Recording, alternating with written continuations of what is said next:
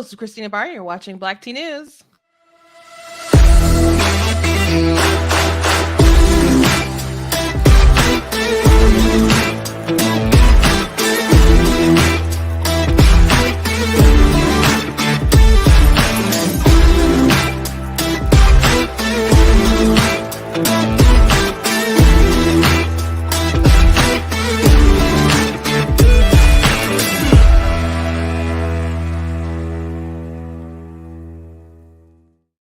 Hello. Welcome to Black Tea News. I'm your host, Christina Barr, and today we're going to be talking about, and a lot of people have been talking about it already, so I don't know if you've already heard this from somewhere, but Twitter, there's a new development in the files of Elon Musk releasing information so people can kind of peek behind the veil, see what kind of bias there was, which there should have been another batch of information released, but there was a snag because there was a lawyer that was supposed to, or I don't know if he's supposed to, but he was vetting certain information before it went out. And so this was going on, I guess, without Elon Musk knowing. And this person was Jim Baker, who has a history of being involved in a lot of shady stuff.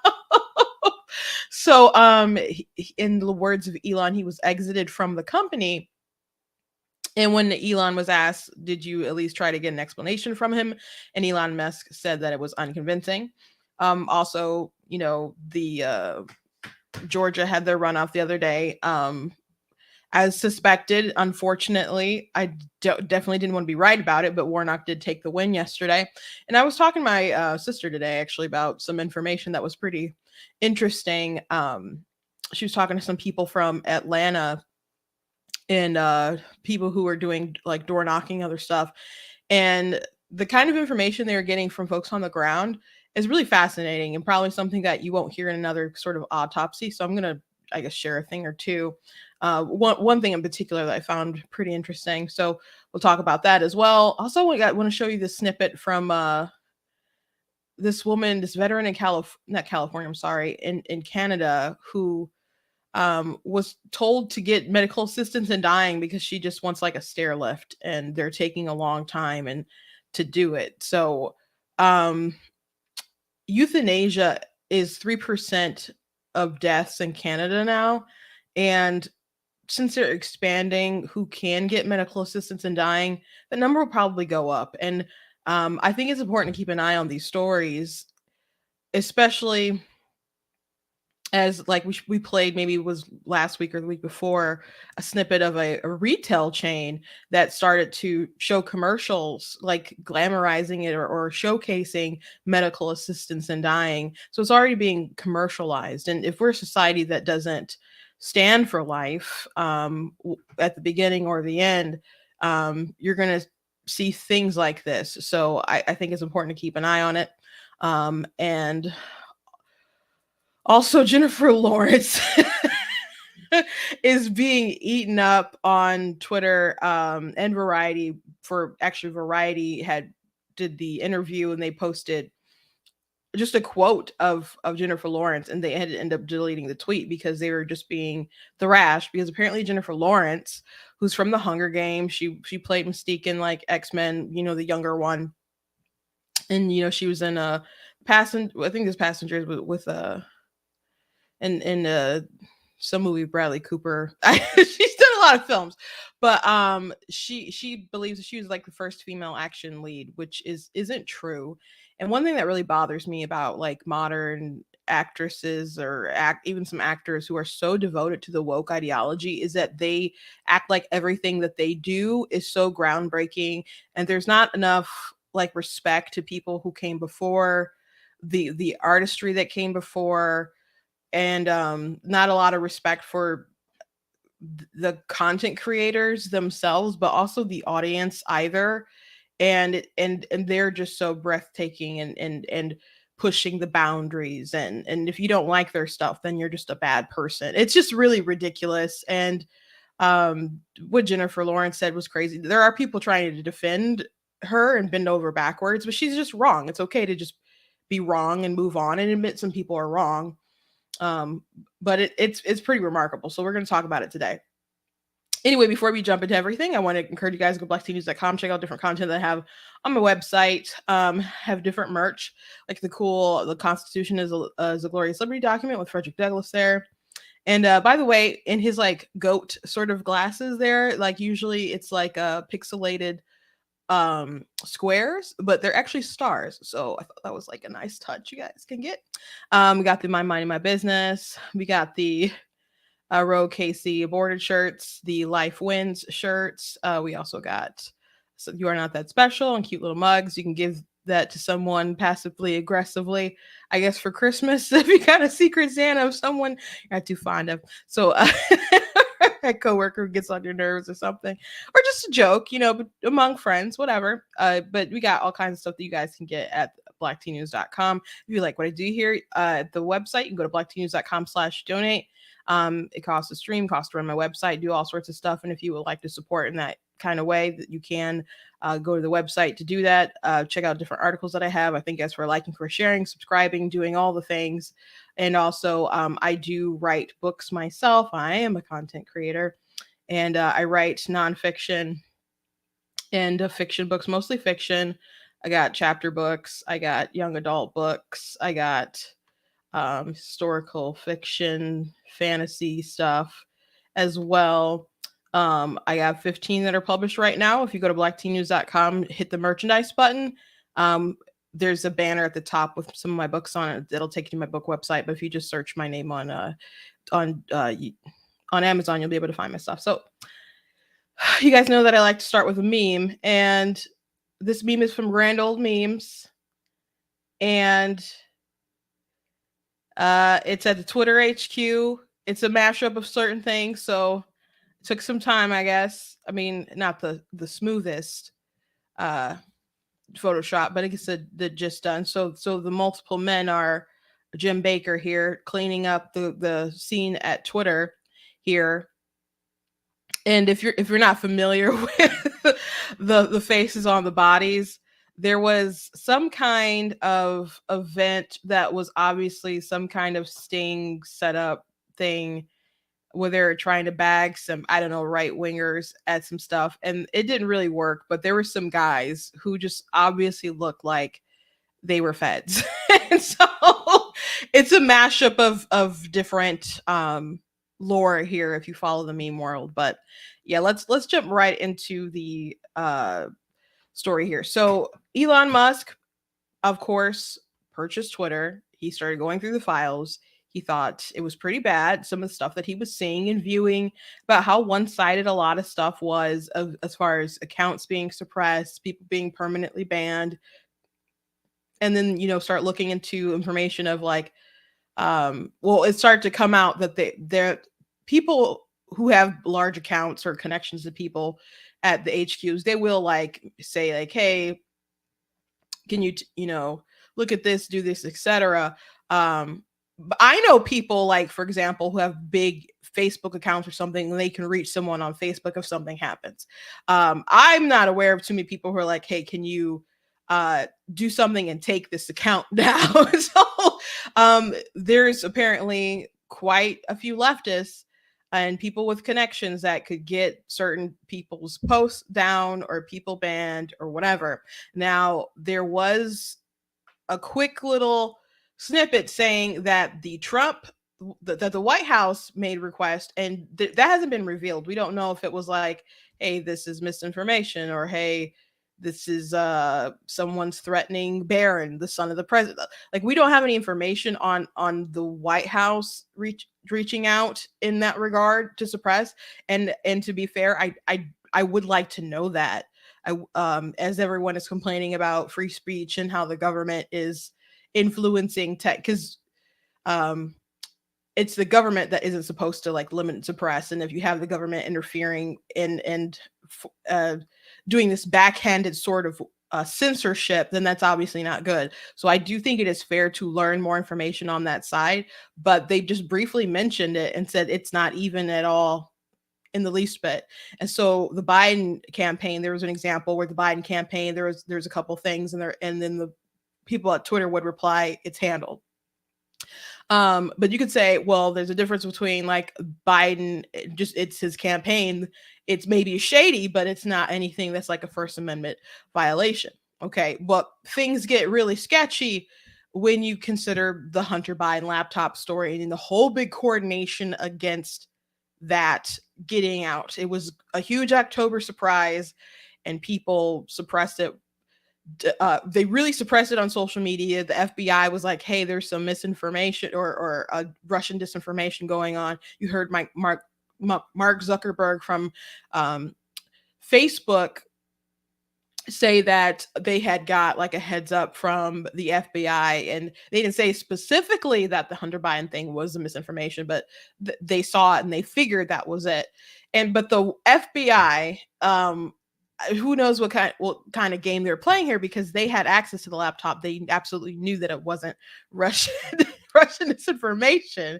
So if they knew that that was coming out, um and I guess why wouldn't they suspect that it would come out anyway? Because if someone had access to it, you would drop it in October. There's a reason why it's called October surprise, because it's very close and it's soon enough to do some damage, but maybe not early enough now that so many people are voting early. So people are probably going to have to think about those things a little bit sooner when they drop that stuff. But they obviously wanted it suppressed, and um, so Twitter, when they suppressed it, they even would stop you from sharing it internally if you like had a message to each other, sending the link that way, which they only do in extreme circumstances when it's like child pornography or something. And so they, from the internal like communications, it's clear that they acted first as far as suppressing it and then tried to find good reason to suppress it. So we are waiting for more information to come out.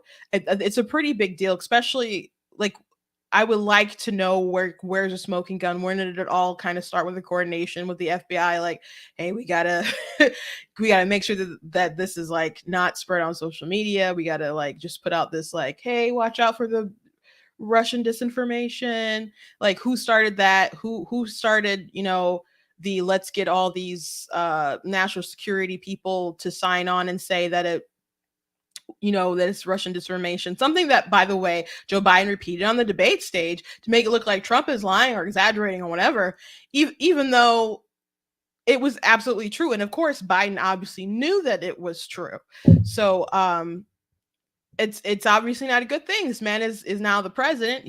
When they when they make a bill, he's the one who signs his name to it. He has, regardless if the election was stolen or whatever, he's sitting there as the president, acting as a president, and he lied point blank to you guys on the debate stage about something that he absolutely knew was true.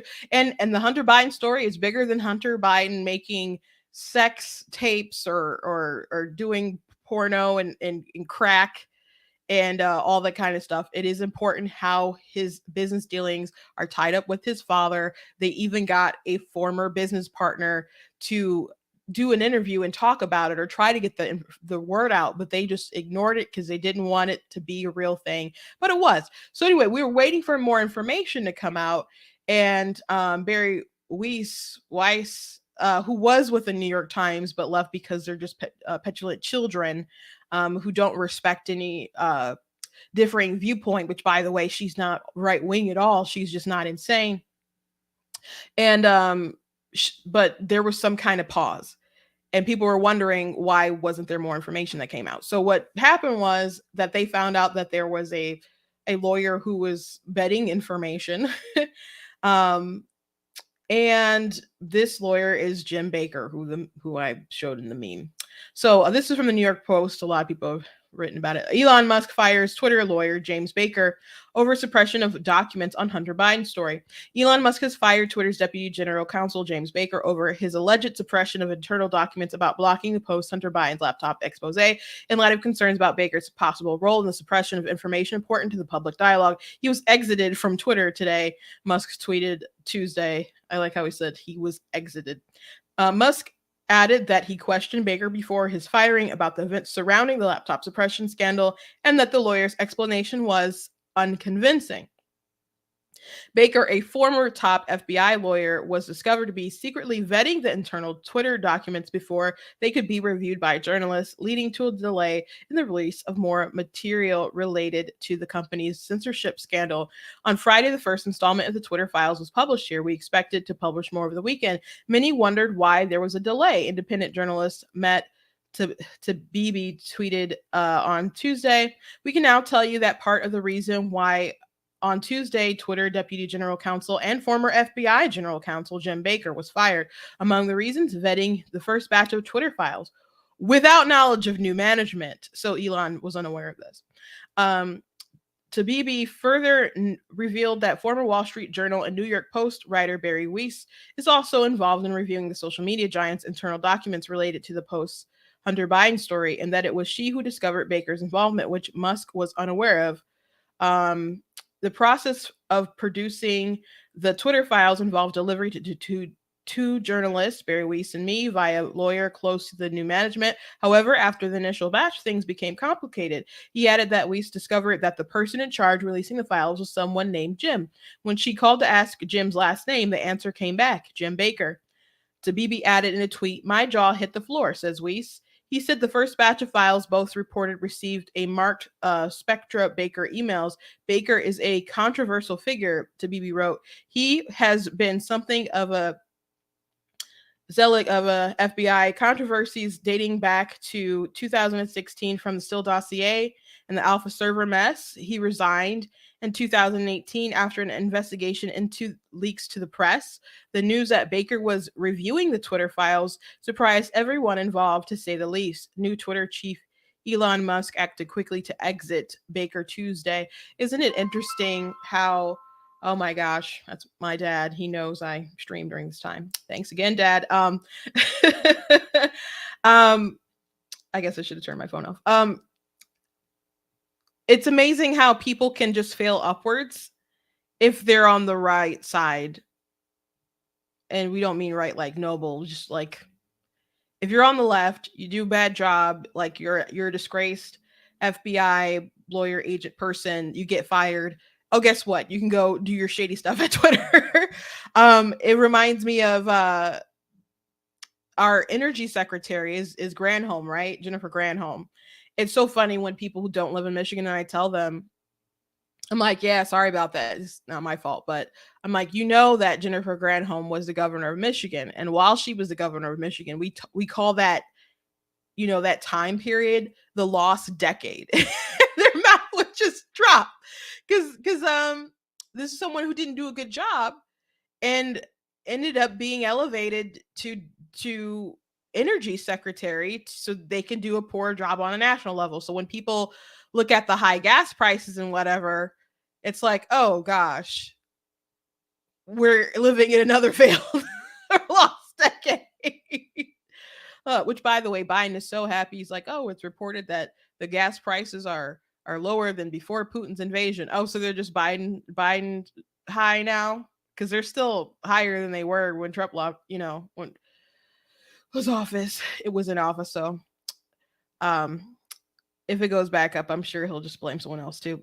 Baker was previously general counsel for the FBI under the former director James Comey, a key figure in the Bureau's investigation into false claims of collusion between Russia and Donald Trump's 2016 presidential campaign. During his time at the FBI, Baker worked fiercely anti-Trump FBI officials Peter Strzok and Lisa Page. After leaving the Bureau in 2018, Baker reportedly found himself under criminal investigation for allegedly leaking materials to reporters.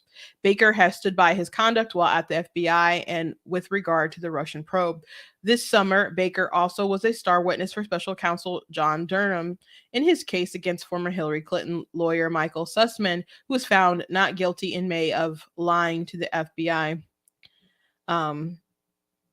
He totally did lie, but you know, DC court. In addition, Baker has been linked to Mother Jones reporter David Corn, who broke the news of the existence of the Steele dossier compiled by British ex-spy Christopher Steele and loaded with unproven claims about Trump. Baker allegedly communicated with Corn in the weeks leading up to the November 2016 presidential election before Corn reported on the existence of the dossier on October 31st, 2016. Twitter tapped Baker to help lead its legal team in June 2020, a month after the social media company generated controversy for labeling two Trump tweets claiming that mail-in ballots will lead to a rigged election as promoting misinformation. Baker's axing of Musk by Musk comes after Tabibi revealed internal documents showing the lawyer and other top Twitter execs deliberating over what to do about the post-October 2020 story on the Hunter Biden's abandoned laptop and the first son's alleged influence peddling schemes it revealed. Twitter moved to block the story under its hacked materials policy without any evidence of a hack. And it goes on a little bit more about other stuff that we mentioned. So Elon Musk, and this was probably written before Musk said something, but is saying that it kind of looks like there was some stuff maybe deleted or suppressed or hidden and stuff as regarding the files. Because some people are like, there's got to be some kind of smoking gun. I don't know if you'll find some kind of smoking gun, some kind of, I don't know, file from the FBI that's like, hey, X, Y, and Z. Sometimes you find stuff like that. Sometimes you don't. And you don't know what kind of conversations people have behind closed doors when Project Veritas isn't there in a bar with them for whatever reason. It's so funny how they can get people just speaking as long as they just supply them with alcohol, I guess. So there may not be some kind of internal email or document. It's crazy what people email each other or message each other, etc. Anyway, but if you're looking for some kind of big smoking gun this is going to send a bunch of people to jail, and even if there was, who knows if anyone's actually would go to jail or something like that. I mean, there could still be investigations and all kinds of different stuff, but I don't want to be so pessimistic, but I'm just going to say don't really hold your breath on a lot of these things. But you had this person who was formerly with the FBI who failed upward into this position at Twitter because he was on the side of the people who think they're so righteous and good. And so Elon has alluded that it looks like maybe some stuff was hidden or even deleted, or that they suspect that he was suppressing stuff before it got to these reporters who are supposed to report on it. So we'll see what else will be found. We'll see what was hidden or what was suppressed. And people are saying, well, is there some kind of legal issue where Baker could be prosecuted or at least be reported to the bar? And people are saying, well, he did what was in the best interest for the company. And it's like, well, Elon is the CEO. What he wants to do is the direction of the what's best for the company. So doing things behind his back, obviously not a good thing. But we'll see how this story continues to unfold. It's very fascinating. A lot of people in the mainstream media are downplaying or ignoring it or whatever. And there was so much Trump stuff in over the weekend that I guess they could. But if there's some juicy stuff that comes out, eventually they'll have to address it. But we'll just see. I'm sure that Barry Weiss will report something that's fascinating. She normally does. Let's move on. I want to show you guys this video from Canada. It's just a really short segment of the news. But euthanasia, when people talk about being pro-life, they just mostly talk about abortion, but not so much euthanasia. But as a medical assistant to dying and other stuff continues to be a subject that continues to grow as it is more mainstreamed. Again, 3% of deaths in Canada are from like euthanasia. It's something worth talking about, and I don't want I don't know, Canada to become some kind of major hellscape because it is very close to where I live. I mean very close. So here's the video. For Christine Gauthier, the fight to get a wheelchair lift in her home has been an uphill battle. I have to crawl down the stairs on my butt with the wheelchair in front of me to be able to access my house. While pleading her case to a Veterans Affairs case manager over the phone in 2019, she was told something that would leave her feeling shocked. If things are so hard at this point and you just can't keep going on, and you know we can assist you with aid to die. And she's not the only one. Yeah. So people keep talking about free healthcare, Canadian healthcare, and I'm like, okay, why do I keep hearing these stories or seeing these stories? Because this isn't the only one I played for you guys, where or read to you guys. There's been different. The AP was it AP or Politico that put out a pretty big story about Canadians and medical assistance in dying. We went over it one day, but and there's people who had some kind of bill, and doctors or whoever would suggest getting medical assistance in dying. Or there's one man who was homeless, he couldn't afford his apartment. He was scared he's going to be homeless, and his doctors were going to give him medical assistance in dying, knowing that he wanted to live, but he just didn't know how he's going to afford to have a place, and he still doesn't want to die, but he's going to go along with it. His doctor's going along with it. It's just really, really madness. But why is medical expenses so much in Canada for people who are like, oh, everything's taken care of, everything's paid for, and America sucks? And I'm not saying we have a great system, because we don't. However,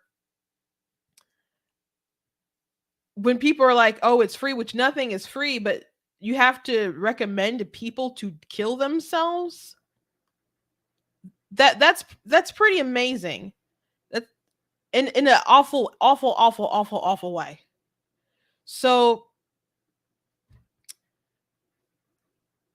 like I mentioned earlier, and like have shown you guys before, there was a retailer that put out a commercial about a woman who was going to be um who it by the time the commercial aired, I guess she had already died, because they showed like the dates from like when she was born and when she died, what year. So she's already dead, and they did this commercial about how you can have dignity in dying. And I think it was called Simon's, but it's a retailer doing a commercial glorifying medical assistance in dying. So it's already being commercialized. And as they begin to continue expanding who can get access to this, and it's not even like if you're having some kind of like detrimental, debilitating quality of life, like you're at the end of it anyway, like they're going to expand it for, I mean, we did a story about someone who they were depressed, but they were going blind. They were starting to go blind. And they were getting medical assistance in dying, and the mother found out, and she had to figure out how to stop her son to do that. And she caused such a big fuss that I guess the doctor didn't want to do it anymore. But this is something that's going to continue happening, where people are depressed and doctors will be like, well, do you want to kill yourself? Would you, they're not going to say it like that, but would you like medical assistance in dying? And I've even seen some threads of people, like young people, waiting to, they're old enough to get medical assistance in dying.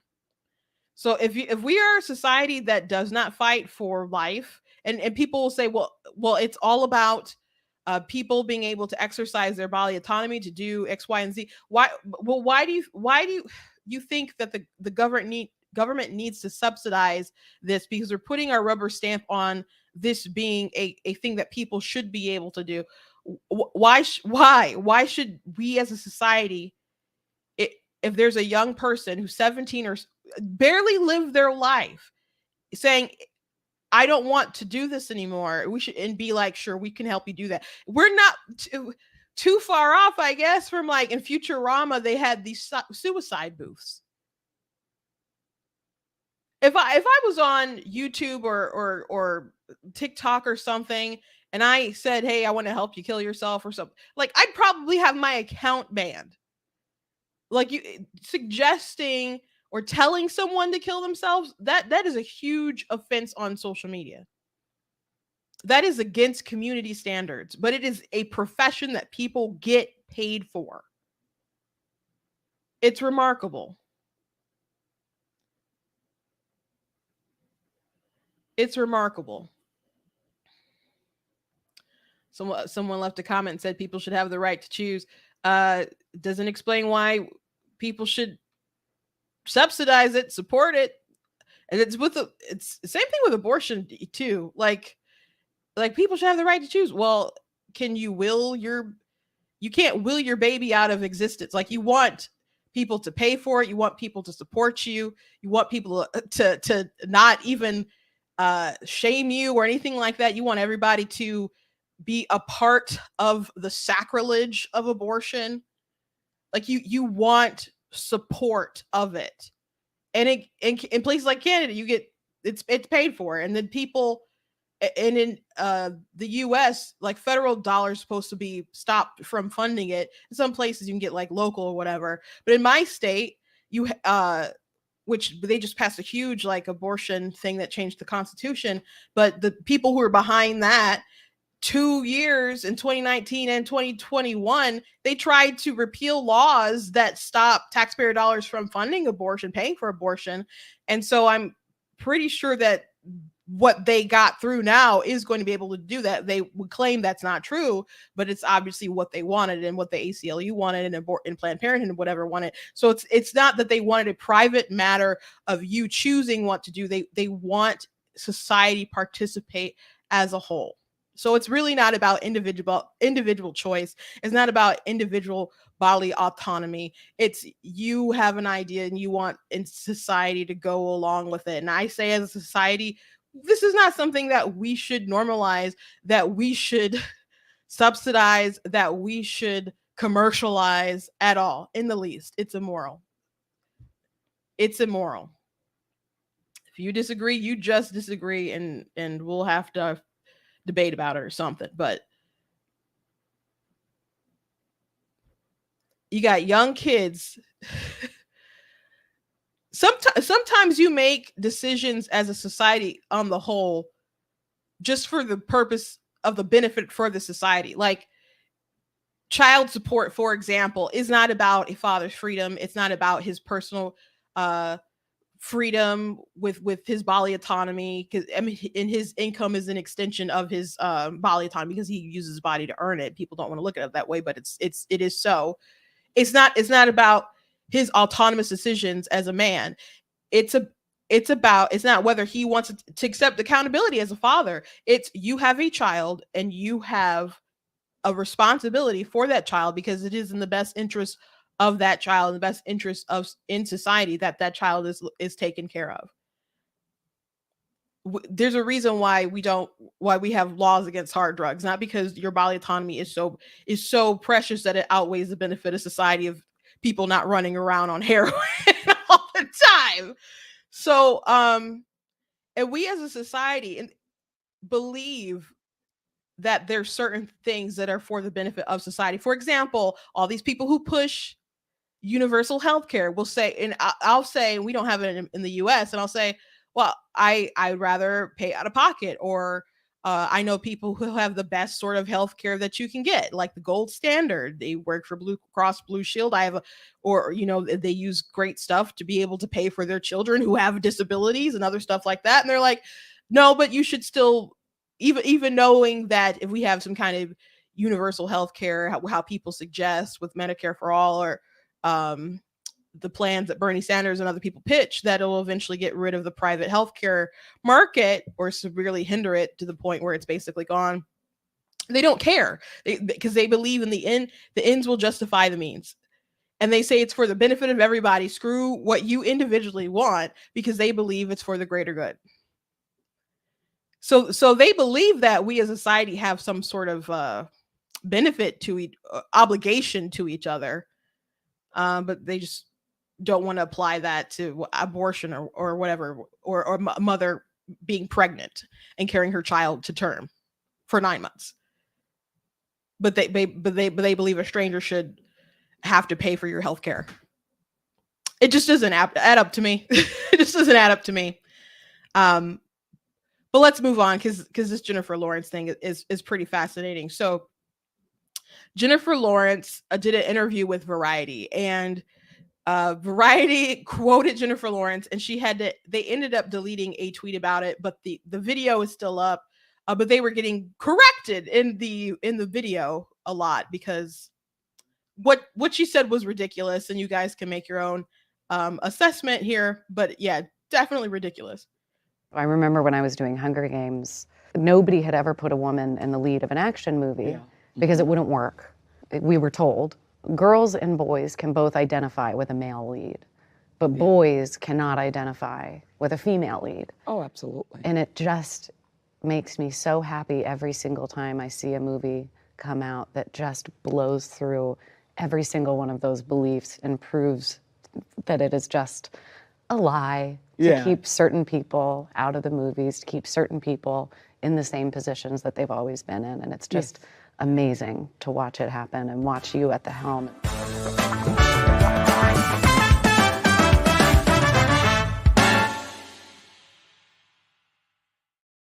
Okay, so Variety quoted her and put it out, but it's from Amazon Studios. Okay, so okay, so Viola Davis just did The Woman King, which I just had I didn't watch it, FYI. I did talk about like the controversy and stuff surrounding it. Someone in my church went to go, went to go finally see it. Maybe she saw it like on TV or something. And she said she didn't see what the big deal was. And I told her, I said, well, people were trying to say it was the next best thing since Gladiator, or the female Gladiator, and she was like, what? Like, she was so offended by that comparison. She just didn't personally see what was so great about it. But I've heard conflicting things. Like, some people have said it was really great, some people didn't. But she's a big movie buff herself, but she didn't enjoy it. But Jennifer Lawrence's take, which they're having a conversation, Viola Davis is old enough to know that what Jennifer Lawrence said was hogwash. And Jennifer Lawrence ought to know better herself. I'm sure these two people have seen film prior to the Hunger Games that came out. And the Hunger Games came out like 2012, right? People have that there's been other action films with females in them, whether they're like the main focus of the film or a huge focus of the film. Something like you had Terminator with Sarah Connor. Of course, Arnold Schwarzenegger was like the lead person in the film, but you had a very iconic female character in that film. So that's a person that everybody brings up. People also bring up Sigourney Weaver with the Alien franchise. She's a star of the franchise. My family, like my mom had the box set with all the 4 films, when there was 4 at the time, with the Aliens to Aliens Resurrection. Aliens Resurrection was like one of my youngest sister. It was one of her favorite films growing up. We are weird people, by the way. So it was one of her favorite films. I've no doubt seen Resurrection more than the other ones. I don't even remember the other ones. Resurrection we saw quite a bit. I think my youngest sister probably cried when the monster baby alien like died, but like, again, we're weird people. But she was a kick butt action star, no doubt. People brought up films like G.I. Jane. No, but I didn't see anyone bring up Red Sonja. But Red Sonja, there's all sorts of female lead character. Colombiana. You have Angelina Jolie, who's played in several films. Tomb Raider, for example. Salt. So it just didn't really make sense. You have the Resident Evil series. Underworld started in 2000 and I think it was 3. I love the Underworld series. Still not over them killing Michael though, but I really like the Underworld series. So there's a lot of female action stars, and this idea that she said that people in the past, they wouldn't do action movies because women could relate or would accept male action leads, obviously. But males wouldn't accept female action leads. Males like strong kick butt women. They do, but they like women who are well written and films that are well written, or if they're not like, I don't know, Shakespeare or something just like a solid story that's entertaining as far as the action goes. It's so funny that, like, obviously it was an action film, but the Hunger Games, they're kind of slow as well. They're young adult, based on these young adult series. So there's this built-in market. That's really why these films got made, not because they were ready for a female action star. No, it was because Twilight, which predated it, the fourth, was it the fourth? The last Breaking Dawn film, I think, came out the same year that the Hunger Games started. And so you had this very successful franchise, which, by the way, Bella ended up becoming a vampire and doing vampire action stuff too. Probably had about the same amount of action. There was not a lot of action in the Hunger Games. It was really slow. There were scenes where like stuff started to happen and then it was over, because she was like, and there's this war going on, and but she was like, even in the last film, she's like observing a lot of it, but she's not actually like in the fight. The most stuff that she was involved with, besides being in the actual games itself, was when she was like, when the Capitol was set up as a puzzle, and there was when they had to run from the monsters and all the other kind of stuff. But it's remarkably not as much action that you would think there would be for a franchise that is about a battle royale and this big war going on. She spent a lot of time in the first film like hiding in trees. So when I think huge action star, I don't think Jennifer Lawrence. I just don't. I just don't. And my mind wouldn't immediately go to the Hunger Games. If you say like successful young adult dystopian sci-fi franchise, my mind would go Hunger Games right after, I Twilight, you know. I because I guess that's kind of, I don't know, I have to look at the box office numbers, I guess, but I would assume like Twilight is first and that is the second, and then they kept making stuff. You got Maze Runner, and you also had Divergent, and that's like a female lead.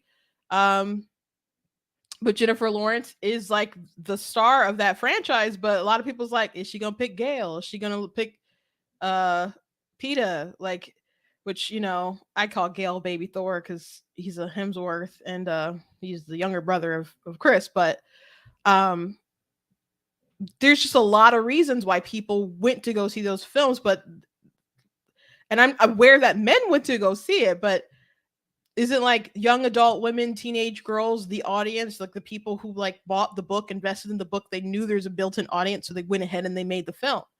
So of course it was just a silly statement. There's people who are really trying to stick up for her, and they're like, oh well, Catching Fire made all this money for a female lead, of solo lead. It was like the most since like The Exorcist or something like that. But that's not what Jennifer Lawrence said. She said they didn't have action leads before her.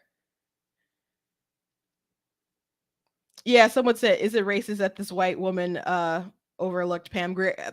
People on Twitter also brought up Pam Grier as well. So I already said this, but it's so annoying to me how you'll have these modern actors who ignore all the work that's been done before them, the strides that were made, and they just kind of pretend like there was any sort of history, any sort of time before they became a thing.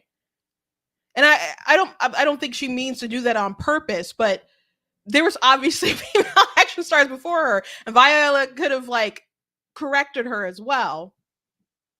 And I don't know, maybe it could have been possible. Maybe that conversation was longer. It was cut, and maybe she did say something. I doubt it, but that, as far as what we are aware, what we saw, what they put out to advertise that little snippet, that was a crazy thing to say. And so when Variety like quoted Jennifer Lawrence, they got roasted so much they did delete the tweet. Someone said they got blocked, or not blocked, but unfollowed by Variety for just pointing out how wrong they were, just having a different list of characters that were strong female leads prior to this franchise coming out. And someone even said, well, Hunger Games is like the first one, and these other movies that you guys are listing didn't make enough money and they actually hurt the female lead blockbuster. And I'm like, oh, is that why Resident Evil and Underworld made so many movies?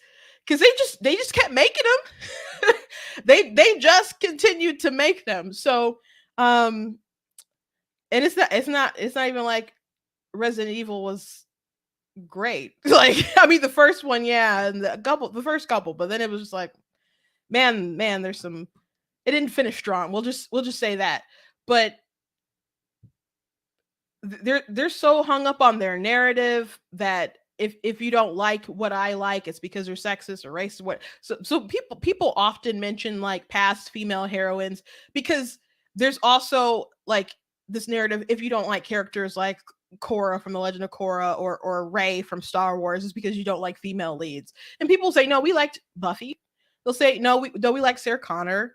No, we liked Ripley. We liked all these women, but we liked that they were these more fleshed out, complete likable characters, and we would like folks who aren't, I don't know, bratty, whiny, Mary Sue's stuff handed to them, ancient ones sort of folks. And you can debate whether people are warranted in their dislike of other characters, but so often you have these woke folks pushing and pointing automatically at the you're a sexist or you're a racist trope, and it's just so tired.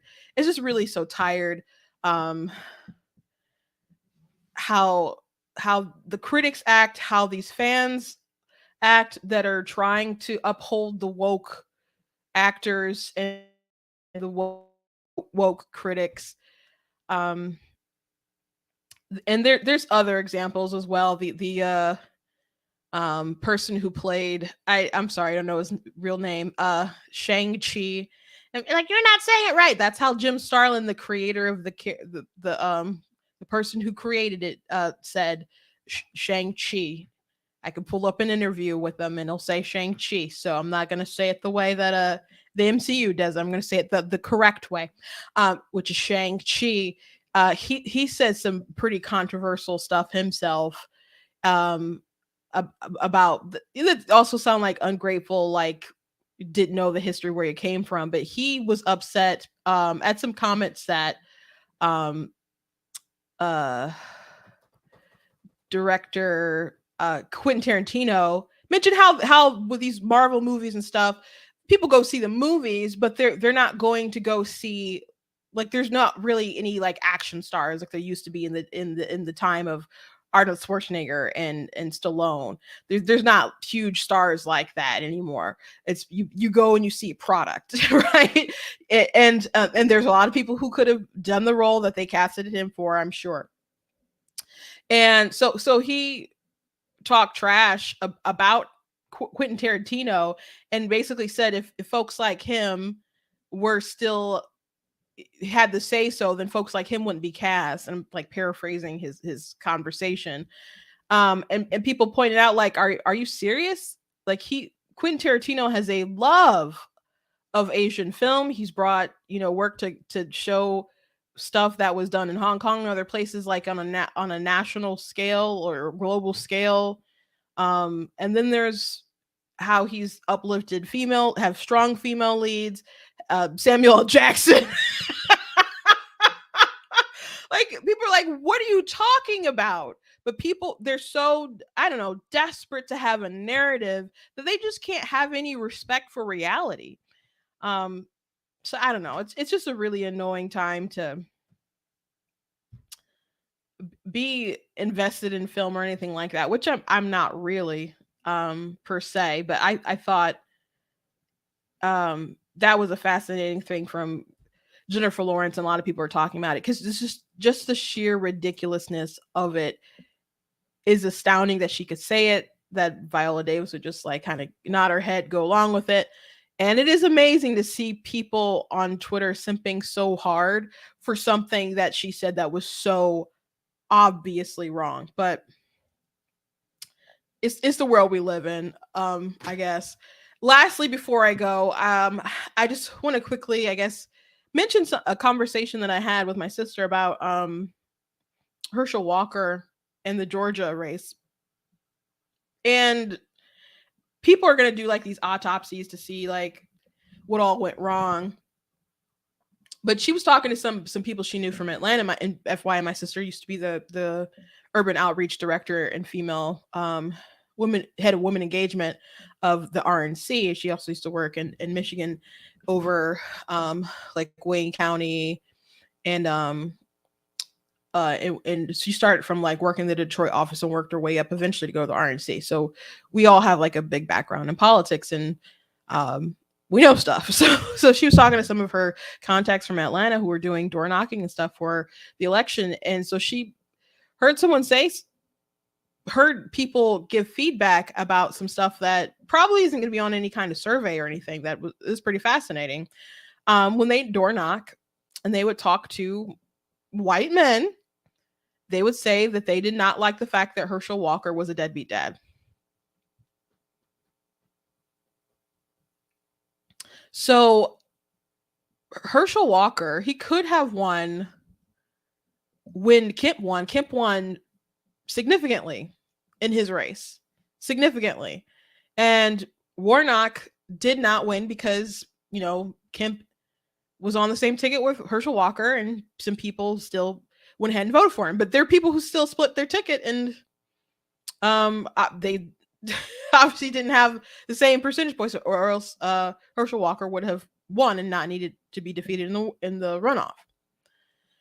And with Kemp not being on there, I wasn't optimistic about Herschel Walker. Some people like was upset about me because I said I wasn't optimistic about it, and I said, "Oh, I hope people in Georgia give me some reason to be optimistic." That's why I kind of made a status about it. But I'm truly not optimistic, and I was correct. But I've said several times he was a very flawed candidate, and even though people can put whoever they want on the ballot, Republicans have talked a lot about being the party of family values, and there's a lot of people who haven't abandoned that. And Herschel Walker, he's had a very messy past. And when the story came out about the how he paid for an abortion, which I found out the other day that there was a second allegation, and he denied it, his son like went off. His son went off, and his son is conservative. He talks a lot about absentee fathers, which there's a lot of people are saying his son is a grifter. And I think you got to give him grace. He's young, he's hurt, but he said he talks a lot about fatherless homes and the effect of fatherless homes because he's personally felt the effect of a fatherless homes, of a father being absent in the home. So I guess people around Herschel didn't want him to run. And by the way, Christian had tweeted out that Trump like really bothered them and until like he would run. So that it's on Trump as far as Herschel didn't have to say yes, but Trump really, really wanted Herschel to be the nominee. I see a lot of people pointing fingers at the RNC and other folks like that. And you can like be upset about the losses and all that stuff and what Republicans did or didn't do. But the base still didn't go out and pull the lever like they could have. It was well within the power of Republicans to have won this Senate seat. You can't say that it was like fraud or something that took it away. Kemp won handedly, but people did not have the same sort of motivation or affection for Herschel Walker that they did for their governor who they reelected. Some people are like, oh, well, it was just the incumbents here. Look, if there was just a bit more enthusiasm for Herschel, for the Republican candidate running for Senate, they could have won. They could have won. But that's not what happened. And I get it. People at the end of the day not liking Herschel enough to pull the lever. And there are certainly people who probably felt like, well, it's not going to change much, the dynamic of the Senate, because it wouldn't be a vote that would give Republicans control. I still think it was an important vote because it puts more pressure on like Sinema or Manchin, for example. And I did say that you should still go ahead and vote. But, maybe people still didn't feel it was important enough to pull the lever for that. And when Trump was a nominee in 2016, there's probably a lot of people who because of his past and everything, would not have pulled the lever if Scalia hadn't died. Because they knew the future of the Supreme Court was really on the line. As a matter of fact, I was on the bus tour in Michigan, and that was the talking point. They're like, Supreme Court, Supreme Court, Supreme Court. Bill Schuette said it a bunch of times. And he said, you got to vote for the whole ticket, bottom to Trump, Trump to bottom. That was the thing he said over and over and over again. And there were still some people like who didn't want to, and who wouldn't campaign for Trump, but Brian Calley, who was a lieutenant governor, who I guess he eventually admitted that he did vote for Trump, but that was talk, and that kind of hurt him when he was running for governor. The people assumed that he didn't support him, but he didn't intend to. And his wife was like, you're a good guy. You give everybody a second chance. Like, give this guy a second chance or something, and talked him into it. But Republicans are going to have to pick some better candidates. Herschel had a very, very, very sordid kind of past. And you can love him as a football player, but he had issues. He did. And they're not like normal ones either. And I don't think a lot of people, when the abortion story came out, it still doesn't make sense to vote for someone who wants like no restrictions on abortion, or whatever, but people could have just left their ballots blank as well. I'm not sure. But when he denied it, that's what really set his son off. I can't say that his denial was very convincing. And then there was a second story that came out. So, if he had been like, oh, I did this and it was terrible and I feel terrible and I carry that guilt every day, people probably would have also responded to that better. But there are plenty of people who are just like, think of it as far as like a pure power move. Republicans need the vote. I'm going to vote Republican. Not everybody is enthused enough to go out there and do that, or they weren't. So, I did think it was an interesting thing that you had these white voters who were like, I don't want to vote for a deadbeat dad. And it definitely didn't do him any favors when his son Christian went out there and started blasting him. So hopefully they can heal outside of the spotlight. And people were very mad at Christian for lashing out. It definitely wasn't a good moment for Republicans, but at the end of the day, he's a young kid and he is hurt. And I pray that they can work that out. And that with time and the Lord, that they can heal those wounds. So I just wanted to share that interesting tidbit of information. God bless you guys. I hope you guys enjoy the show. Please go to blacktnews.com. Check out different content on the website, different articles, different videos, different merchandise that you guys can pick up and get for yourself.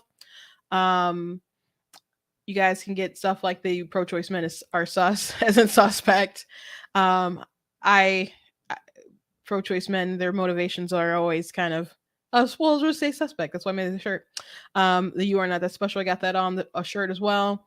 We got all kinds of goodies you guys can check out at the website, including black tea mugs and so on. So go ahead and check that out. If you want to give a donation, blacktnews.com, you go to the website and do that. Cost to stream, cost from my website, cost to do all those sorts of things. So if you would like to help out with that overhead, I very much appreciate it.